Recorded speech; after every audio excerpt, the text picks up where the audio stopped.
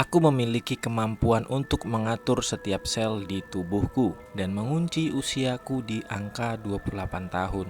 Secara teknis, aku seperti telah mencapai tingkatan penyihir agung yang sempurna tanpa mantra. Namun, kesempurnaan ilmu itu terasa hampa saat aku tersadarkan oleh kecerobohan hingga tidak sadar telah mengurung seorang manusia tak bersalah ke dimensi hampa selama puluhan tahun dan merenggut waktu dan hidupnya. Malam itu, angin berhembus pelan di balkon lantai atas hotel. Aku sedang menikmati kopi hitamku. Ketika itu, kakek Herman muncul. Ia berdiri diam, menatapku dengan tatapan penuh tanya yang seolah ingin menembus rahasia yang kusimpan. Arman, suaranya parau. Aku perhatikan sejak lama. Wajahmu tetap sama sejak pertama kali aku melihatmu di gedung ini. Bolehkah kau menceritakan sedikit tentang dari mana kau berasal dan siapa sebenarnya kau? Kau tidak terlihat seperti penyihir pada umumnya. Aku tersenyum tipis, menatap pantulan lampu kota di permukaan kopiku.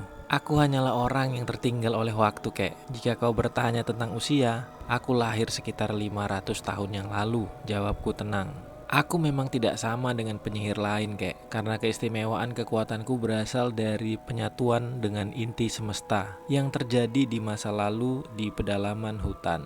Namun karena aku dibesarkan oleh seorang penyihir, maka aku juga mempelajari beberapa kemampuan sihir. Rahasia usiaku yang tidak dimiliki oleh penyihir pada umumnya adalah aku bisa menjadi arsitek bagi tubuhku sendiri. Aku tidak menua karena aku secara sadar meregenerasi setiap sel dan memanipulasi syaraf tubuhku. Aku memilih untuk mengunci usia biologisku di angka 28 tahun, karena itu adalah masa paling ideal bagi seorang manusia di puncak kekuatan fisik sekaligus kematangan mental, dan itu tanpa mantra sihir.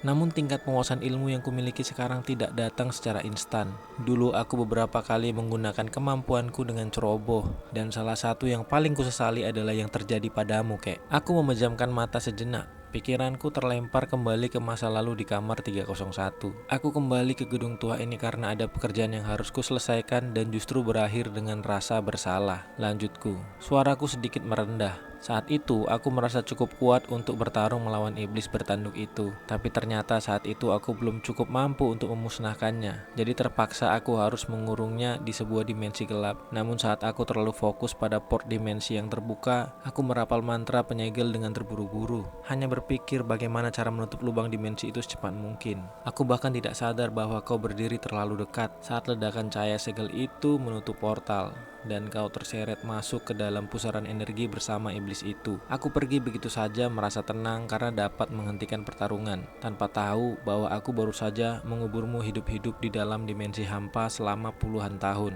Saat ini aku bisa melakukan sihir tanpa mantra, kek.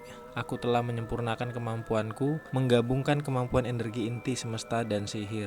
Aku meletakkan cangkir kopiku dan berdiri tepat di hadapan kakek Herman. Aku mengulurkan tangan memadatkan energi di telapak tangan agar aku bisa menyentuh bahunya yang transparan. Sebuah sentuhan yang terasa nyata. Kek, sekali lagi aku minta maaf, kataku tulus. Hari itu saat aku akhirnya menghancurkan sisa-sisa energi di kamar 301, aku tidak hanya memusnahkan iblis itu. Aku akhirnya sadar akan apa yang kulakukan padamu dan membebaskanmu. Aku menahanmu di sini sekarang bukan untuk memanfaatkanmu, tapi karena aku ingin memastikan kau aman setelah penderitaan panjang yang tak sengaja aku perbuat. Kakek Arman menatapku lama, lalu tersenyum tipis. Arman, jika kau tidak membebaskanku hari itu, aku mungkin akan hilang selamanya. Setidaknya sekarang, aku senang bisa kenal dekat dengan makhluk sepertimu. Aku bahkan merasa seperti menikmati hidup lebih dari yang manusia bisa rasakan. Aku menghela nafas lega. Terima kasih, kek. Hotel ini adalah tempat di mana aku belajar bahwa kekuatan sebesar apapun tidak ada gunanya jika kita kehilangan rasa kemanusiaan.